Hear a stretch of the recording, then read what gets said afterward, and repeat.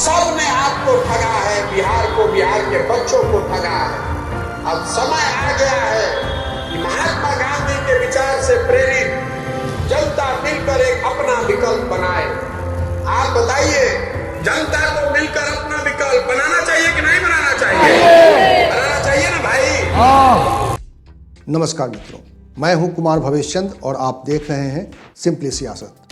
आमतौर पे राजनेताओं को और राजनीतिक दलों को ये भ्रम होता है कि वो अपने राजनीतिक कौशल से सत्ता के सिंहासन तक पहुंच जाते हैं, लेकिन उनका राजनीतिक कौशल तब तक कामयाब नहीं होता है जब तक जनता अपना मूड नहीं बदल देती है। और लोकतंत्र में सबसे बड़ा सवाल यही है कि जनता का मूड कैसे बदला जाए। राजनीतिक दलों को जनता के यही मूड बदलने का गुर सिखाने वाले प्रशांत किशोर इन दिनों बिहार में राजनीति कर रहे हैं। बिहार में सत्ता के शिखर तक पहुंचने की कोशिश में लगे हैं। 2 अक्टूबर से यानी गांधी जयंती के दिन से वो बिहार में पदयात्रा कर रहे हैं। देश में एक तरफ राहुल गांधी की पदयात्रा चल रही है जो भारतीय जनता पार्टी के लिए चिंता का विषय बनी हुई है। उसी तरह बिहार में प्रशांत किशोर ने अपनी पदयात्रा से बिहार की राजनीति करने वाले तमाम दलों को एक चिंता में डाल दिया है। लेकिन आज ये सवाल पूछा जा रहा है कि जो बिहार का इतिहास रहा है, बिहार में छोटे दलों का, जो नए दलों का इतिहास रहा है, क्या प्रशांत किशोर उस इतिहास को झुठलाकर कोई नया इतिहास रचने जा रहे हैं? आज की तारीख में ये एक बड़ा सवाल है कि क्या बिहार की सियासत में कोई बड़े बदलाव की आहट है? क्या 3 ध्रुवीय राजनीति का सिलसिला अब बिहार में थम जाएगा? क्या प्रशांत किशोर बिहार में अपनी पार्टी बनाकर वहां की सत्ता में काबिज हो जाएंगे? क्या प्रशांत किशोर की राजनीति यशवंत सिन्हा और पुष्पम प्रिया चौधरी की सियासत से अलग है? ये जो 2 नाम मैंने लिए, यशवंत सिन्हा और पुष्पम प्रिया, ये वो नाम हैं जो पिछले चुनाव में 2020 के चुनाव में बहुत जोर शोर से उन्होंने एक चुनावी अभियान चलाया, लेकिन वो नाकाम रहे। अब प्रशांत किशोर जब इसी तरह के एक चुनावी अभियान में लगे हैं, हालांकि 2025 के चुनाव के लिए वो काफ़ी समय दे रहे हैं। अगर देखा जाए तो उन्होंने 2022 में अपना मुहिम शुरू कर दिया है, 2025 में चुनाव होने वाले हैं, यानी प्रशांत किशोर ने काफ़ी समय लिया है। और प्रशांत किशोर ने अभी तक कोई पार्टी भी नहीं बनाई है। इस वीडियो में मैं ये समझने की कोशिश करूंगा और आपसे इस पर संवाद करना चाहता हूं कि बिहार में प्रशांत किशोर जिस तरह की राजनीति करने जा रहे हैं या जिस तरह की राजनीति कर रहे हैं, क्या वो कामयाब होते हुए दिखाई देंगे? और क्या प्रशांत किशोर जो कर रहे हैं, ज़मीन पर जो बदलाव की कोशिश कर रहे हैं, बिहार की जनता उस बदलाव के लिए तैयार है? ये सवाल है आज की तारीख में एक बहुत बड़ा। तो सबसे पहले समझ लेते हैं कि प्रशांत किशोर किस तरह से अपनी राजनीति कर रहे हैं। 5 वर्ष बैठकर हम लोग बात करते हैं कि बिहार में कितना भ्रष्टाचार है, शिक्षा नहीं है, खेत में पानी नहीं है, हर साल बाढ़ आता है, रोड खराब है, अस्पताल नहीं है, आपको रहने का घर नहीं है। ये सारा तकलीफ हम लोग बात करते हैं, लेकिन जिस दिन वोट होता है उस दिन ये सारा बात भुला जाता है। वोट के दिन बिहार में सारा आदमी को 4 बात याद है। पहला बात, मेरा अपना जात क्या है और मेरे जात का कौन उम्मीदवार खड़ा है, उसको जाकर वोट दे दे। जो लोग जात से बच गए वो धर्म के नाम पर, हिंदू मुसलमान के नाम पर, गांव देहात में लोग हल्ला करके बता रहा है सारा हिंदू एक हो जाओ, मुसलमान नहीं जीतना चाहिए, पाकिस्तान को सबक सिखाना है। सब आदमी जाकर भाजपा को वोट दे दिया। जो जात से बच गया, धर्म से बच गया, तो कह रहा है ए भैया क्या करें, कतनो खराब है, जायदी रोजगार नहीं खे, सड़क नहीं खे, खेत में पानी नहीं खे, लेकिन लालू जी का जो अपराध वाला जंगल राज था वो नहीं चाहिए। अगर लालू जी का जंगल राज आ जाएगा तो फिर अपराध बढ़ जाएगा। इसलिए अच्छा है या खराब, चलिए भाजपा को ही वोट दीजिए, किसी को वोट दीजिए, लालू नहीं जीतने चाहिए। तो लालू जी के जंगल राज के डर से आप वोट कर रहे हैं। और चौथा वर्ग है हमारे मुसलमान भाइयों का। ये लोग कह रहा है कि भैया मरे या जिए, भाजपा को तो वोट नहीं दे सकते हैं, ये लोग तो मुसलमान विरोधी है, इसलिए हम लोग भाजपा को दे नहीं सकते हैं। तो बिहार में बचल के लालू जी के ललटेन, तो चलो ललटेने के वोट दे दिहल जाओ। बिहार में दो ही दल है, एक मोदी जी का भाजपा और दूसरा है लालू जी का ललटेन। दरअसल प्रशांत किशोर ने गांधी जी के नाम पर 2 अक्टूबर को एक यात्रा शुरू की है। उन्होंने इस यात्रा का नाम दिया है जन सुराज यात्रा। वो बिहार में जन सुराज यानी जनता का राज लाने वाली यात्रा करने के लिए उन्होंने एक मुहिम शुरू की है और उनकी इस मुहिम में कुछ मुद्दे बहुत प्रमुखता से चर्चा में हैं। लेकिन दुर्भाग्यजनक स्थिति ये है कि बिहार की ज़मीन को, बिहार की राजनीतिक ज़मीन को मथने की कोशिश करने वाला एक ऐसा व्यक्ति जिसने चुनावी राजनीति में बहुत बड़ा योगदान दिया है और माना यह जाता है कि उसने जिसका भी हाथ पकड़ा उसको सत्ता के शिखर तक पहुंचा दिया, लेकिन उसकी राजनीति को बिहार के अखबारों में उस तरह से कवरेज नहीं मिल रही है। उसकी राजनीति को सोशल मीडिया पर वो जगह नहीं मिल पा रही है और इसीलिए प्रशांत किशोर ने अपना सोशल मीडिया प्लेटफॉर्म तैयार किया है, अपना एक यूट्यूब चैनल स्टार्ट किया है और इसके जरिए प्रशांत किशोर और उनकी टीम जन सुराज यात्रा का उद्देश्य, जन सुराज यात्रा को लेकर जो भी उनकी धारणा है उसको जनता तक पहुंचाने की कोशिश कर रहे हैं। यहाँ ये समझना भी ज़रूरी है कि प्रशांत किशोर लोगों से कह क्या रहे हैं। दरअसल प्रशांत किशोर कुछ मुद्दे उठा रहे हैं और उन मुद्दों में सबसे बड़ा मुद्दा है बिहार से मजदूरों के, लोगों के पलायन का मुद्दा। प्रशांत किशोर अपनी सभाओं में ये बात जरूर कहते हैं कि पिछले कई सालों से बिहार में बदलाव की राजनीति चल रही है। लालू आए, नीतीश आए और सब ने बिहार को बदलने का वादा किया, लेकिन बिहार में कहीं कोई बदलाव नहीं हुआ। बिहार में भारतीय जनता पार्टी की सरकार ने भी वहाँ पर डबल इंजन की सरकार के नाम पर वहाँ पर सत्ता चलाई, लेकिन कहीं कोई बदलाव नहीं हुआ। प्रशांत किशोर इन तीनों दलों पर एक साथ हमले कर रहे हैं।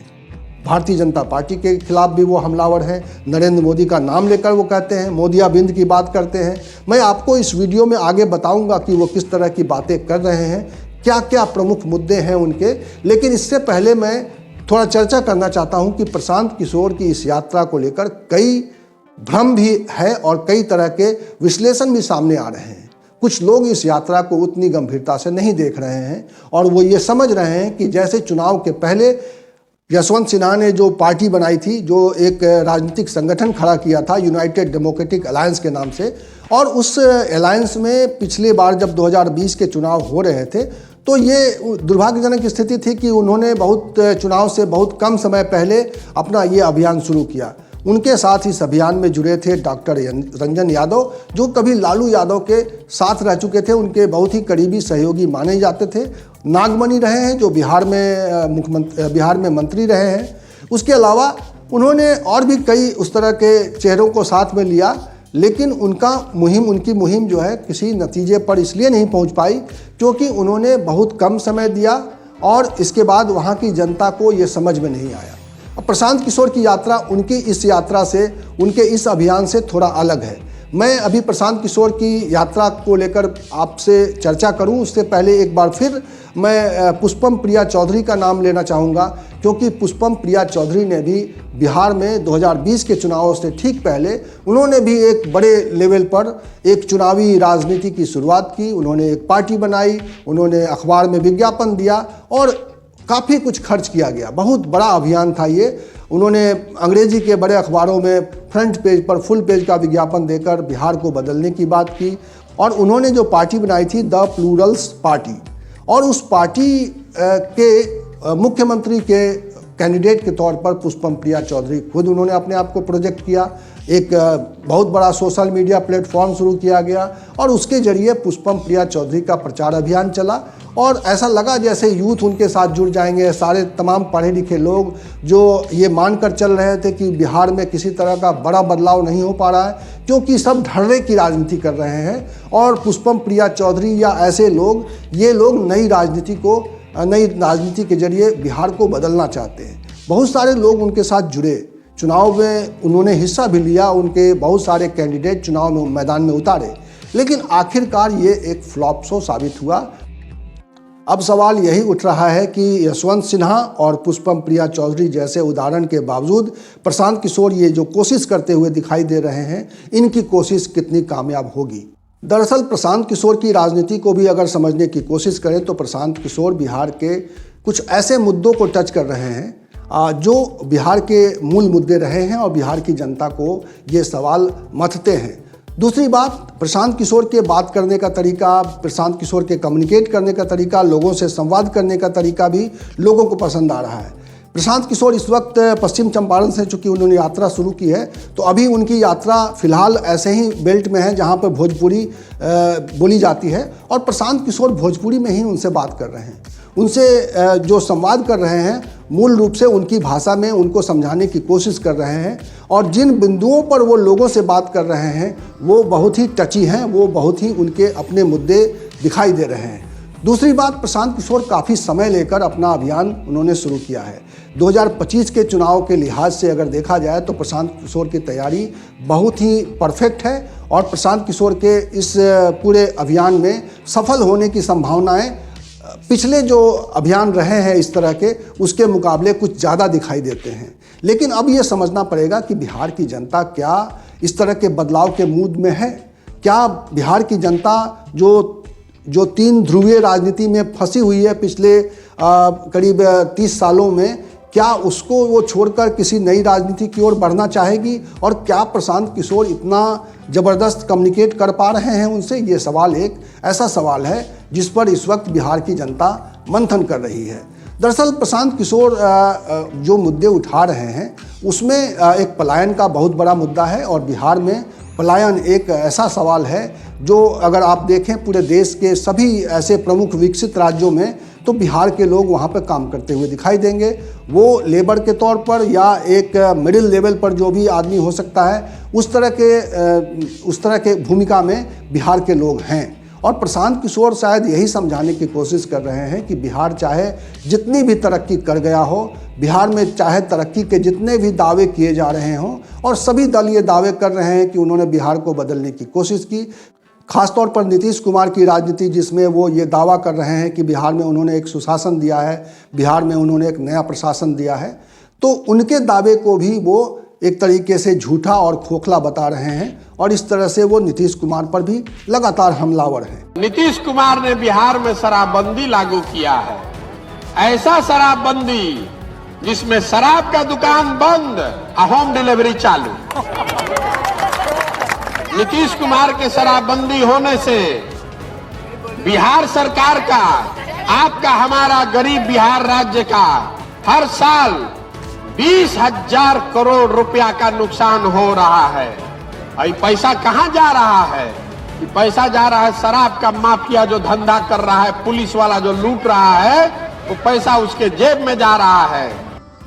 प्रशांत किशोर केवल नीतीश कुमार पर हमलावर नहीं है, वो लालू यादव की राजनीति को, तेजस्वी यादव की राजनीति को, नरेंद्र मोदी की राजनीति को, सबको भला बुरा कह रहे हैं, सबकी कमियां बता रहे हैं, और इससे भी ऊपर वो जनता को उसकी अपनी कमी भी बता रहे हैं। और वो ये बता रहे हैं कि अगर पिछले 2 दशक 3 दशक की राजनीति को देखा जाए तो लोगों का वोटिंग पैटर्न किन मुद्दों पर रहा है, किस तरह से बिहार के लोगों ने अपने मुद्दे पर वोट नहीं किया है। वो लोगों को ये समझाने की कोशिश कर रहे हैं कि बिहार की ये जो हालत है उसके लिए केवल राजनीतिक दल दोषी नहीं है, कहीं न कहीं बिहार के वोटर भी इसके लिए दोषी हैं, और वो शायद वोटर को एक जागरूक बनाने की कोशिश कर रहे हैं, उनके अंदर एक जागरूकता लाने की कोशिश कर रहे हैं, और वो उन सवालों को ज़्यादा मथ रहे हैं कि आपको अगर बिहार को बदलना है तो आपको बदलना पड़ेगा, आपको अपने वोटिंग पैटर्न को बदलना पड़ेगा, आपको अपने मुद्दों की पहचान करनी पड़ेगी, आपको अपने लिए वोट करना पड़ेगा, आपको अपने बच्चों के लिए वोट करना पड़ेगा।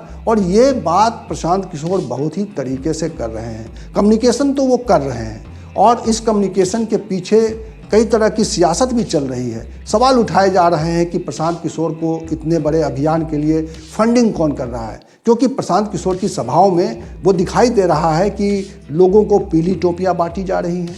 हर सभा में आपको दिखाई देगा कि पीली टोपियाँ पहनने वाले लोग काफ़ी संख्या में दिखाई दे रहे हैं। Prashant Kishor TV channel, YouTube channel के जरिए उन्होंने बाकायदा एक टीम ऐसी खड़ी कर दी है, उस टीम का अलग खर्चा होगा। प्रशांत किशोर के साथ गाड़ियां चलती हैं, काफिला चलता है उनकी यात्राओं में, ये खर्चा कहाँ से आ रहा है, ये फंडिंग कहाँ से आ रही है। तो ये तमाम सवाल हैं जो उनके विरोधी उनसे पूछ रहे हैं, और ये जानने की कोशिश कर रहे हैं कि क्या उनके पीछे भारतीय जनता पार्टी के तो हाथ नहीं है, क्योंकि नीतीश कुमार अपने कई बयानों में उनको भारतीय जनता पार्टी को लाभ पहुंचाने वाली राजनीति के रूप में उनको साबित करने की कोशिश करते रहे हैं। नीतीश कुमार और प्रशांत किशोर को लेकर बीच बीच में लगातार इस तरह के बयानबाजी और बयानों का एक वार प्रतिवार चलता रहता है। तो ये भी चल रहा है बिहार में, और साथ साथ बिहार में प्रशांत किशोर की पद यात्रा चल रही है। जन सुराज पद यात्रा के नाम से उनकी यात्रा जो है लंबे समय से चली आ रही है, और आगे आने वाले समय में उनका अपना इरादा है कि वो पूरे बिहार को एक तरह से मथेंगे, पूरे बिहार के लोगों से सीधा सीधा संवाद करेंगे, उनको समझाने की कोशिश करेंगे, और जनता के सुझाव पर ही वो प्रदेश में एक राजनीतिक दल का ढांचा खड़ा करेंगे। और इस तरह से प्रशांत किशोर का जो अपना अनुभव रहा है, जिस तरह से उन्होंने अलग अलग पार्टियों को अपने रणनीतिक कौशल के जरिए सत्ता के शिखर तक पहुंचाया है, तो वो प्रशांत किशोर की एक लगातार कोशिश चल रही है। और देखना ये होगा कि बिहार में ये जो उनका मंथन चल रहा है, इसका जनता के ऊपर किस तरह का असर होता है। एक तरफ प्रशांत किशोर का ये अपना जन जागरण अभियान है, तो दूसरी तरफ बिहार में एक अलग तरह की पॉलिटिक्स चल रही है। भाजपा के खिलाफ नीतीश कुमार और तेजस्वी यादव लामबंद हैं, और 2024 के चुनावों के लिए तरह तरह की राजनीति चल रही है। अभी नीतीश कुमार ने ये दावा किया है कि अब आने वाले समय में वो धीरे धीरे अपना सत्ता जो है, अपनी सत्ता तेजस्वी के हाथों में सौंप देंगे, और तेजस्वी ही गार्जियन के तौर पर बिहार की राजनीति को गाइड करेंगे, और नीतीश कुमार खुद राष्ट्रीय राजनीति में कुछ ऐसा बड़ा करने की उम्मीद से वो आगे अपने अभियान पर निकलेंगे। तो इन सब के बीच में प्रशांत किशोर का फोकस पूरे तरह से 2025 के चुनाव पर है, बिहार प्रदेश के चुनाव पर है, और इसके लिए वो पूरे प्रदेश को मथ रहे हैं, और पूरे प्रदेश में उनकी पदयात्रा जारी है। अब देखना ये है कि प्रशांत किशोर क्या बिहार की जनता का मूड बदलने में कामयाब होते हैं, क्या प्रशांत किशोर जनता को ये समझाने में कामयाब होते हैं कि बिहार का भविष्य ये पार्टियां जो अभी सत्ता में हैं, जो अभी सत्ता के इर्द गिर्द में बैठी हैं, ये उनके भरोसे नहीं छोड़ा जा सकता है, और वो बिहार को पूरी तरह से बदल नहीं पाएंगे। और क्या प्रशांत किशोर में वहाँ की जनता भरोसा कर पाएगी, ये भी एक बड़ा सवाल है। और प्रशांत किशोर क्या अपने प्रति, अपनी पार्टी के प्रति, या अपनी जो संभावित पार्टी है जिसका अभी नाम तक तय नहीं हुआ है, वो भी शायद आने वाले समय में वहाँ की जनता से मिलजुल कर वो बैठकर तय करेंगे। वो जन सुराज एक उन्होंने नारा तो दिया है कि जन सुराज वो चाहते हैं, बिहार में जनता का सुराज लाना चाहते हैं, जनता का राज लाना चाहते हैं। तो अपने इस मुहिम में प्रशांत किशोर कितना कामयाब हो पाते हैं, अभी ये एक बड़ा सवाल है। लेकिन ये सही है कि प्रशांत किशोर के इस अभियान को बहुत ही उत्सुकता से देखा जा रहा है, बिहार की जनता भी उत्सुकता से देख रही है, बिहार के बुद्धिजीवी वर्ग भी एक बड़ी उत्सुकता के साथ उनके इस पूरे अभियान को देख रही है। और निश्चित रूप से देश में इनकी अभी ज़्यादा चर्चा नहीं हो रही है, लेकिन आने वाले समय में प्रशांत किशोर की इस राजनीति को, प्रशांत किशोर के इस अभियान को की ओर लोगों का ध्यान जाएगा, और हम आगे भी प्रशांत किशोर और इस तरह की राजनीति जो नई उम्मीद जगाती है जनता में, एक नई रोशनी दिखाती है जनता को, उस पर हमारी नज़र रहेगी।